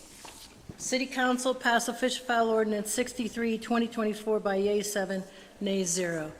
Council File number 16-478, Official Ordinance 64, 2024, an ordinance appropriating the sum of $500,000 from unappropriated and anticipated revenue and providing for the expenditure thereof. This is for the Department of Justice prosecuting cold cases, sponsored by Councilmember Witherspoon, seconded by Councilmember Brzezinski. The Council File Ordinance Bill number 16-478, and now known as Official File Ordinance 64, 2024, be finally passed by City Council. Members Brzezinski, Nelson, Schaaf, Titus, Troop, Witherspoon, Flores. City Council pass Official File Ordinance 64, 2024 by yeas 7, nays 0. Council File number 16-479, Official Ordinance 65, 2024, an ordinance appropriating the sum of $492,000 from unappropriated and anticipated revenue and providing for the expenditure thereof. This is for the Cops, Police, Technology, and Equipment Improvements. Sponsored by Councilmember Witherspoon, seconded by Councilmember Brzezinski. The Council File Ordinance Bill number 16-479, and now known as Official File Ordinance 65, 2024, be finally passed by City Council. Members Brzezinski, Nelson, Schaaf, Titus, Troop, Witherspoon, Flores. City Council pass official file ordinance 65-2024 by yeas 7, nays 0. Council file number 16480, official ordinance 66-2024, an ordinance appropriating the sum of $3,125,000 from unappropriated and anticipated revenue and providing for the expenditure thereof. This is for the COPS hiring program, sponsored by Councilmember Witherspoon, seconded by Councilmember Schaaf. The council file ordinance bill number 16480, and now known as official file ordinance 66-2024, be finally passed by City Council. Members Brzezinski, Nelson, Schaaf, Titus, Troop, Witherspoon, and Flores. City Council passed official file ordinance 66-2024 by yeas 7, nays 0. Ordinances for first reading. Council file number 16474, an ordinance of the City of Erie, County of Erie, and Commonwealth of Pennsylvania adopting the general fund and certain other budgets for the fiscal year beginning January 1st, 2025 and ending December 31st, 2025. Sponsored by Councilmember Schaaf, seconded by Councilmember Nelson. The council file ordinance number 16474 having been read is hereby adopted on first reading by City Council.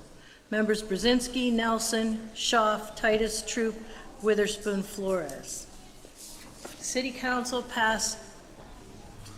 adopt City Council file ordinance 16474 by yeas 7, nays 0 on first reading.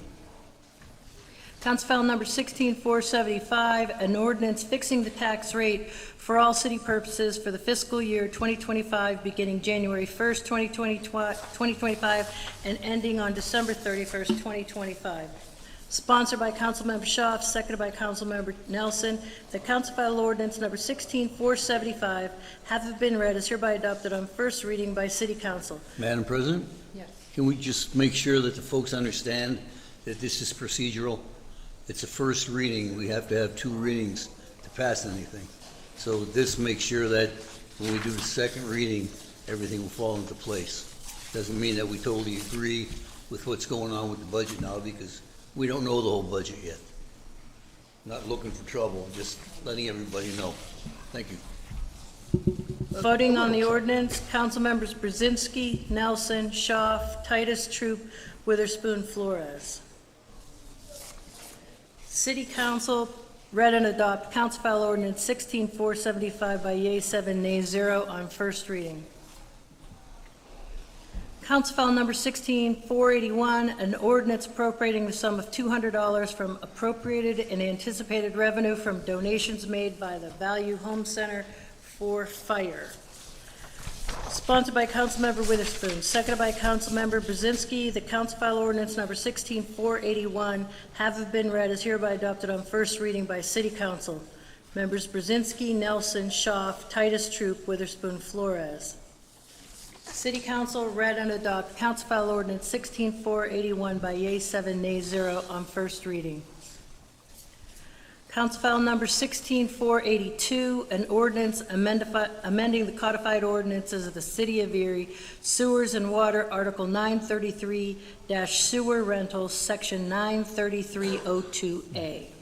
Sponsored by Councilmember Troop, seconded by Councilmember, Chuck would like Yeah, she discussion. didn't finish it though. I said it too fast. seconded by Sorry. Councilmember Titus. The council file ordinance number 16482 have been read is hereby adopted on first reading by City Council. Discussion. Hey, mainly in response to the comments made by the one resident, Howard Bibbs, that you don't get to compare it to other cities. You actually do.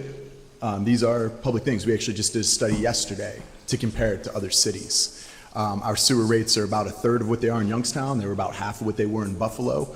To the couple that was here in Lake City, they're getting stuck on those sewer rates. We were beating it all around. We have very good rates. This does look to increase it. We have had some discussions on how to make that more appropriate for the residents. I also want to point out that that this is an enterprise fund. The amount of money we spend is the amount of money we collect. Now at a zero balance. It used to be that there was a transfer before, what was that, about 3 years ago, 2 years ago we stopped that? So this is strictly money in, money out, here's the service as you pay for it. Previous years it's been used address the general budget, that's not the case anymore. It is simply an enterprise fund that will frankly beat the numbers of just about anyone you could compare us to. If you look at these rates and you think to yourself you got a 5/8 pipe with 4,000 cubic meters of waste that you do a year, fine. Put those numbers into any city's numbers and compare them to ours. I'm real comfortable with that. If you're worried about the increase that we have on it, I get it. Increases stink. We're beating everybody else, and we're still going to try to make it better. We got some things that we think we can do to help residents. All right? Any other discussion? Well said, Joe. Thank you, Chuck. Voting on the ordinance, council members Brzezinski, Nelson, Schaaf, Titus, Troop, Witherspoon, Flores. City Council read and adopt Council File Ordinance 16482 by yeas 7, nays 0 on first reading. Council File Number 16483, an ordinance amending codified ordinances of the City of Erie, Part 9, Utilities and Public Service Code, Title 7, Other Public Services, Article 951, Residential Refuse, Section 95109, Garbage and Refuse Collection Fee, increasing the quarterly collection fee from $287.60 per year to $310.80 per year. The annual collection fee shall be assessed against each dwelling unit and billed on a quarterly basis. Sponsored by Councilmember Troop, seconded by Councilmember Nelson. The Council File Ordinance Number 16483, having been read, is hereby adopted on first reading by City Council. Members Brzezinski. No. Nelson, Schaaf, Titus, Troop, Witherspoon, No. Flores. City Council read and adopt Council File Ordinance 16483 by yeas 5 and nays 2 on first reading. In old business, pursuant to Pennsylvania State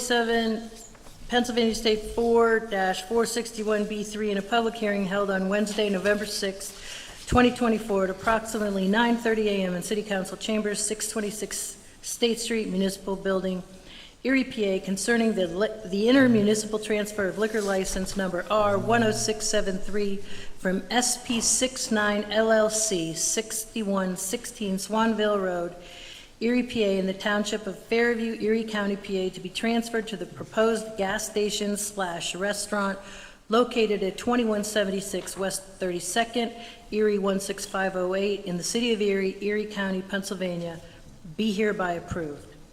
Councilmember Brzezinski, Nelson, Schaaf, Titus, Troop, Witherspoon, Flores. Resolution passes yeas 7, nays 0. Council President, this takes us to new business. Motion to move the balance. Do I have a second? Second. Thank you. Any separations? Any separations for the new business, council? Number 9. Number 9? Any others?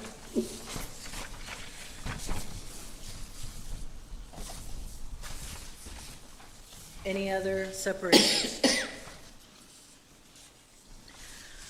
Voting on the balance of the agenda, members Brzezinski, Nelson, Schaaf, Titus, Troop, Witherspoon, and Flores.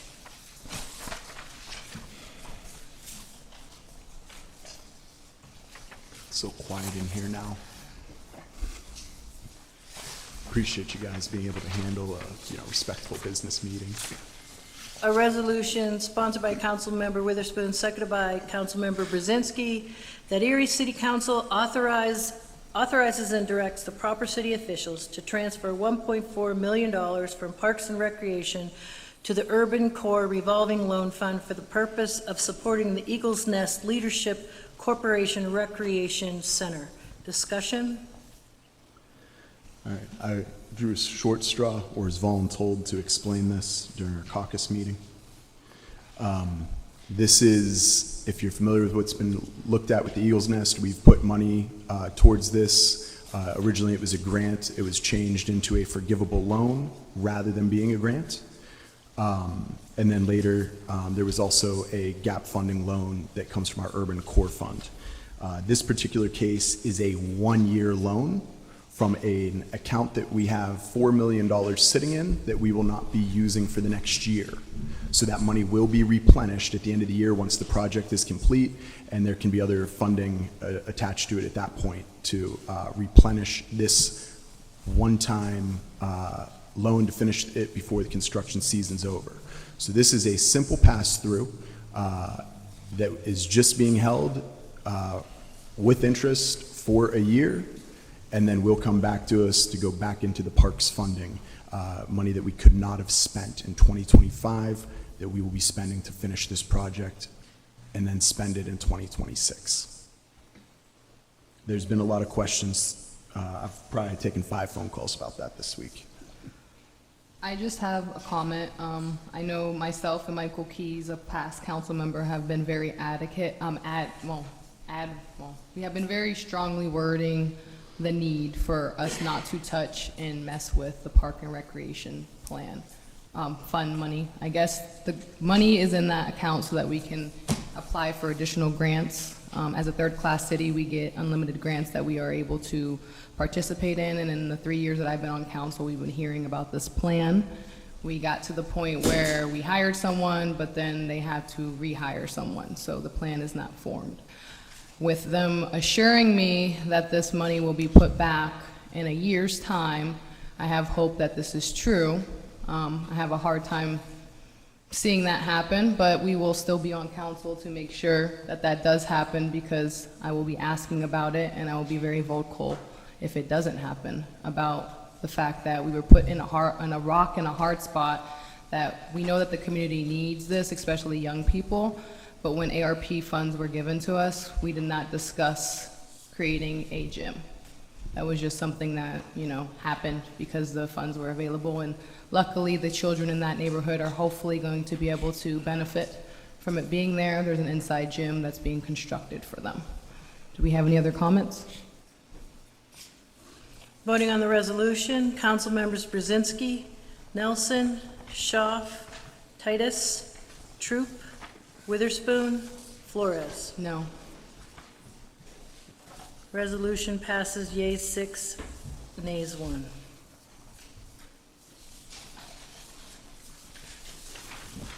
I believe this takes us to committee reports. Alrighty, we can start on the left side and work our way around.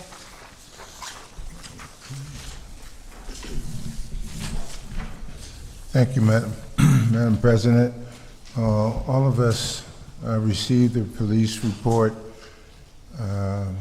on the outstanding job that the various departments within the police department, when they was looking for a young man named Alex who had Down syndrome, left his house, and his parents was very, very concerned, could not find him. And our units got together and they found him. Of course, the mother was very, very happy. She sent a very nice letter to the chief and asking the chief to share it with his department heads and the officers that found the young man. And that definitely made me very happy, because anybody know me, I'm kids oriented. Also, I attend the meeting of the school district athletic commission meeting. We met at high school, and I was very impressed with the work that's being there. They renovating the swimming pool. They renovated the gymnasium, and when I walked into the gymnasium, it looked like a little New York gym. I mean, it was outstanding. And I want to say to Councilman Troop, you have a beautiful facility there for the kids. And they have a new gym.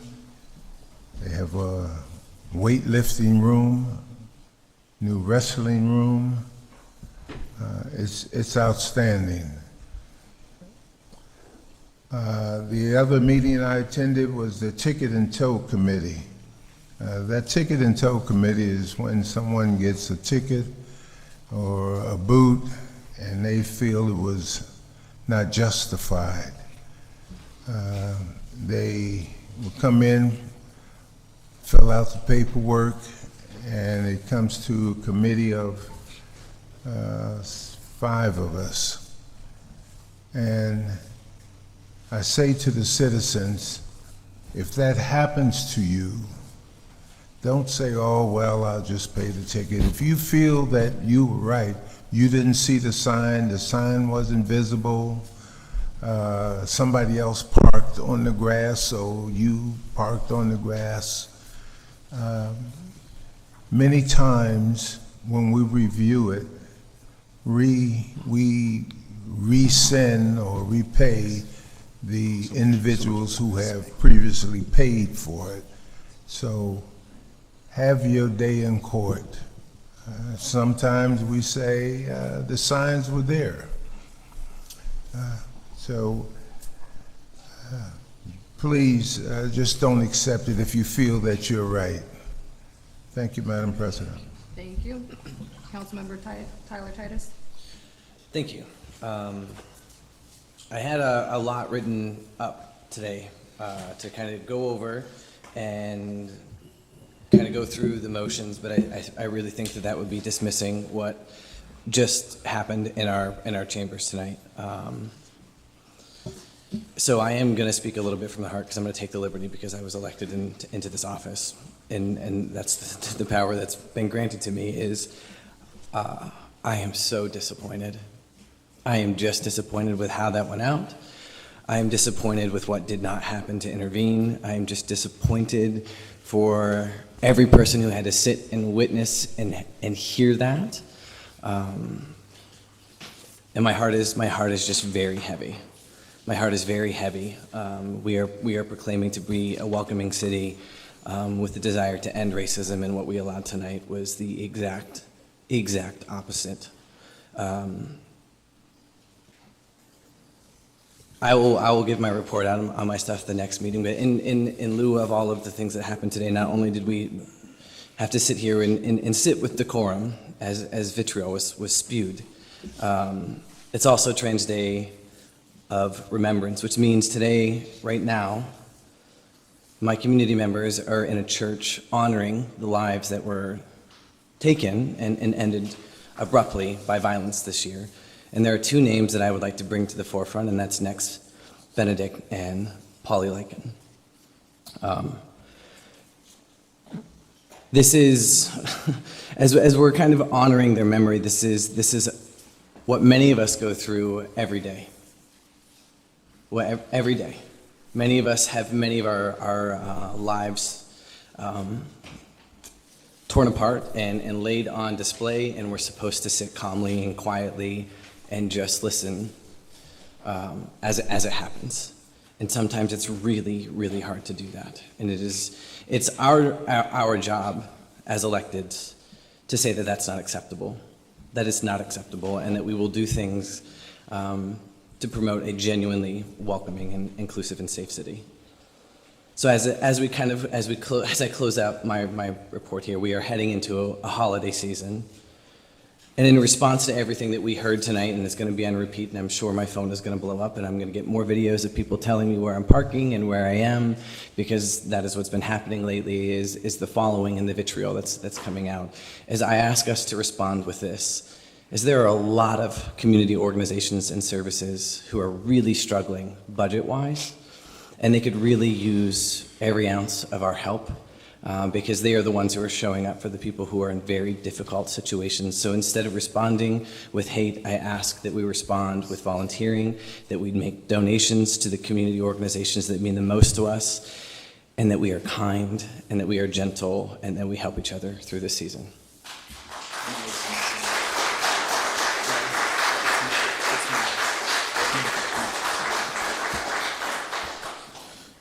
Madam President, I really don't have a report today. Just want to say to all the citizens to have a safe and happy holiday if you celebrate next week.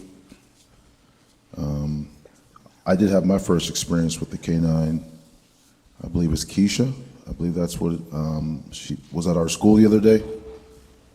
So I think the K-9 deserves a round of applause for, for finding the youngster the other day. I believe that. And also, if you have, I work in school, as Mr. Witherspoon has stated. Been working with our youth for 28 years now. And next week at Erie High School, we do have parent conferences if you have a student or someone that goes there Monday and Tuesday. And I also heard loud and clear today a lot about housing, so that's definitely something we need to think about. That's it. Thank you. Councilmember Chuck? Yeah. Nelson? I went to a planning meeting. They reviewed the Sister St. Joseph Neighborhood Network Plan, so we should be expecting to see that on council agenda here shortly. I went to a ribbon cutting for Velocity Net's Phase 2 expansion, so that's something that council's been actively pushing for, shifting financing and really reaching out to other providers even. We've been very aggressive about that. They're moving into Phase 2, which should light up half of our city. When I got into office, it was less than 10%. It was the lowest percentage of any comparable city in the nation. In 3 years now, we're looking at half the city being lit. Our financial advisor for the Water Reserve Fund and the Pension Board was in town. We didn't have any formal meeting. We went to lunch because we didn't have a quorum for the Water Reserve Fund. So instead, we just had lunch and went over the numbers there. And it's always really exciting to see. I mean, there's that funds our capital budget, although we haven't let that happen for 3 years now. Now the fund's growing to a point that it may sustainably fund our capital needs every year. We have about $1 million in capital needs. When I got into office, we had about $10 million in this fund. Taking 4% of it doesn't cover half of our capital needs.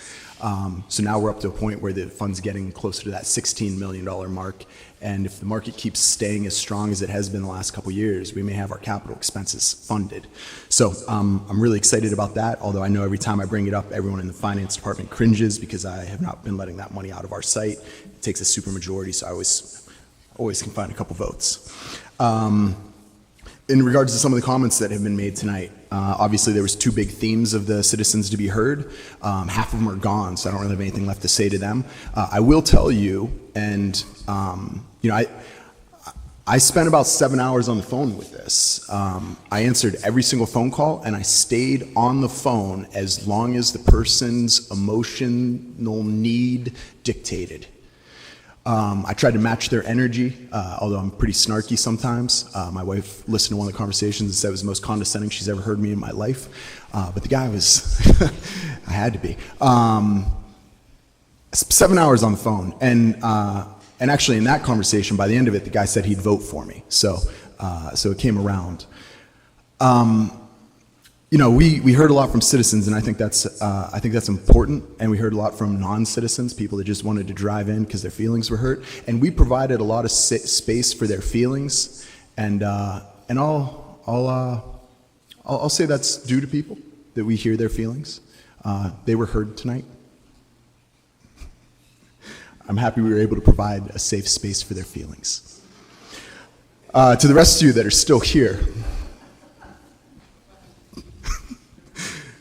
I do appreciate listening to many of you, and most of you guys are actually Democrats and will vote in the next primary. You guys come out with a lot more wittiness and self-deprecating humor and passion. I like it. It's more consistent. About housing. Now, we're talking about Housing Bill of Rights. What the Bill of Rights is that all of our housing rights from the state, federal, and local level would be put on a brochure, functionally, I think is an appropriate description, and that we would require that be provided to tenants. That's what this is about, is a brochure that explains rights.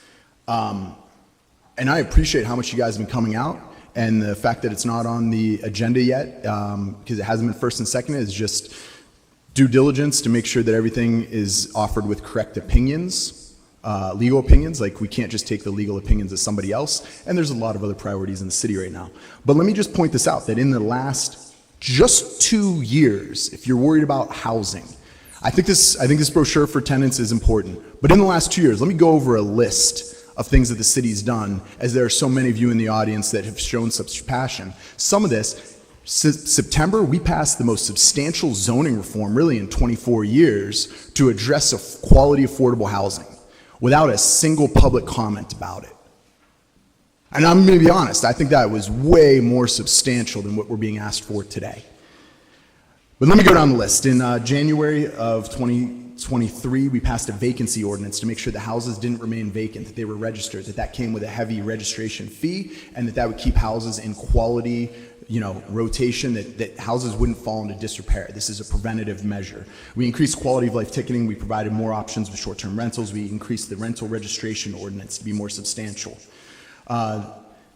We didn't, Susanna, Councilwoman Faulkner and Flores worked for 3 different updates to tenants' rights, including domestic abuse, retaliation, and giving tenants 60 days notice of any rental increases. That happened last summer. Last year, we were asked to increase the code enforcement office by 2. With a supermajority of council, we made it 3. You asked why, that was an easy ask, and we said, would that help? We'll give you more, all right? There's currently a reorganization in that bureau with new management because we understand some of the challenges that have happened there, and from the City Hall perspective, it's being addressed. Currently, we're working towards a housing study. That's in the budget for this year, $100,000 allocated for a housing budget, or a housing study. We understand the issue here. A lot of things that you're asking for, they need studies first to verify, to demonstrate a need for grants from the state and federal level. I'm going to be bringing forward a resolution to consider home rule charter. If you look at how Lancaster considered it, they considered it an affordable housing issue because it diverts some of the revenues that the city takes from property taxes. It keeps people from getting priced out of their houses. Altoona has done some creative things with it as well to make the system more progressive, to help the poorest of the homeowners. I take some slight offense to the public comments that we heard over and over again, how things aren't being done, because I'll give you a 2-year track record of us kicking butt. And I think this brochure for the tenants is gonna be good. And I think every single one of those examples is better, and I'm working on other things right now that I also think will be better for housing. But we'll get to it soon, and the solicitor's looking at it. Thank you. Thank you, Chuck. Councilmember Shaw? I believe that I'll do the first and Tyler will do the second, as we had mentioned. Correct. No, I actually figured out what I did. I went to the Veterans Day Parade, and I like to do that to honor our veterans that are living and have given so much. And it was a beautiful, beautiful day for it. And I talked to a veteran that gave me an idea that he had seen. And then afterwards went to the Jefferson Memorial School on 38th Street. And they have a beautiful ceremony, and Bruce Gingrich has provided not orchestra, but a choir, and they're beautiful songs, and the bagpipes are there. Bruce has been doing it for 29 years, and it's a very moving ceremony.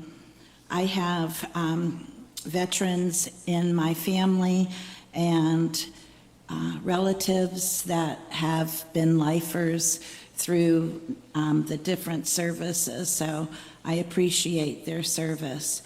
I went to the ribbon cutting with Chuck Nelson for the Resilience Center, and I'm very thankful to all the people who will be involved with volunteering this year through April, and just am so very grateful that that was able to be a sturdy place for them.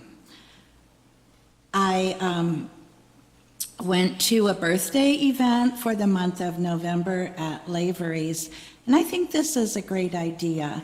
It was people who had November birthdays, and they just invited the public to come, and if they could, instead of a gift for themselves, it was a gift for the community shelters, the Resilience Center. And I just thought that was awesome. They were able to get a carload, they said, of gifts for them. So just really a great night that way. I would like to wish Mr. Witherspoon a happy birthday this weekend. For your Hallmark birthday, thank you for all you've done in our community and your service. Thank you to the police. I help with dismissal at my school, and this week there was a police presence on Buffalo Road during dismissal time because sometimes people do not obey the dismissal traffic miles per hour. So just that car, no one even had to get out, but just that car being there slows down the traffic. So it was noted. Thank you, police. I'm still working on public restrooms. As far as tonight goes, I'm an emotional person that doesn't speak very well. So my heart is heavy. I'll probably cry myself to sleep. But I do have faith, and my favorite Bible passage is, "This too shall pass." And then I sort of go along with Scarlett O'Hara's "After all, tomorrow's another day," and Little Orphan Annie, "The sun will come out tomorrow." Speaking of things, though, I witnessed or saw the Bayfront roundabout had an accident already. This weekend, I think it was, that I saw it. Someone scraped the holes, ruined like their car. But then my girlfriend yesterday or the day before, maybe it was 2 days ago, she sent me a picture of the same area, same place, and there was another accident there where a vehicle was up on the sidewalk already for the turnaround. So turnarounds, they take some time getting used to. But there is a 15-mile-an-hour speed limit. So if you're not obeying the speed limit, things happen. And I see that all the time. We need to be slower. So I am thankful for the street study, for the Safe Streets for All, and for people that are helping the community. It means a lot. Everyone, rich, poor, nationality, or whatever, I hope you have something to be thankful for each and every day and not Thanksgiving alone. Thank you. Thank you. Councilmember Brzezinski? Yeah, well, two things. The Port Authority had their formal opening of the long-term plan for the coke plant. It's over 100 acres of someday beautiful, beautiful land.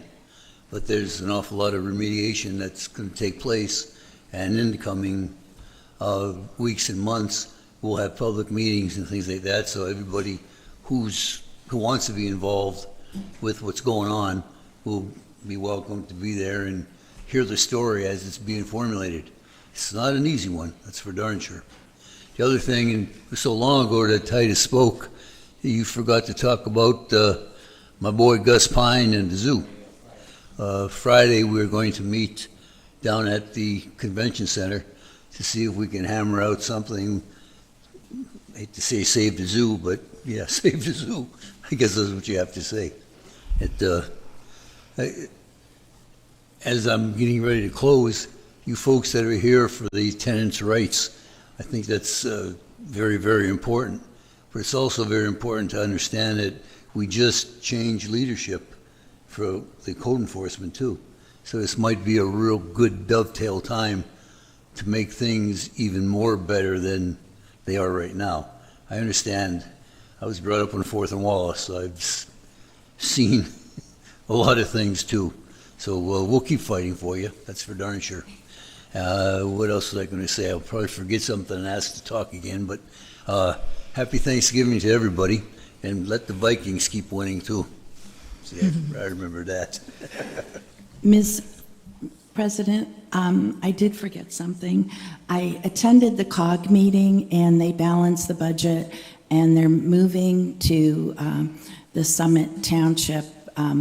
John Bartnicki, who is the new person in charge of COG, is up at the Summit Township Municipal Building now. Thank you. Okay. Could you please communicate, Rob or Mayor Joe?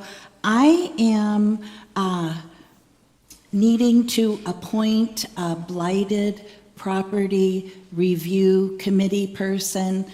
If you could put that somehow on the website or what have you, and people who are interested could please just leave